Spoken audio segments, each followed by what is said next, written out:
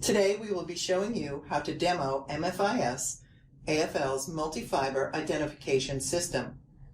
Let's start with the MFT multi-fiber tracer and MFI multi-fiber identifier. First, start by cleaning the MPO connector on both fan-out cable and MFT port.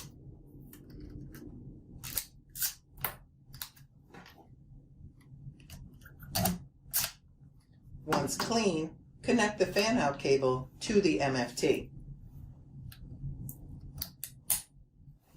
Turn on both MFT and MFI.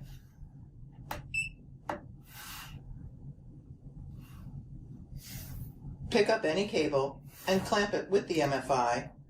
It will show the fiber ID. Done. Next, we'll show how to demo with MFT and MFP, the multi-fiber power meter. First, clean the SC connector on the fan-out cable. Then plug it into the MFP. Turn on the MFP and make sure you are in the fiber ID mode. The screen will show you that fiber's ID and the loss. You're done.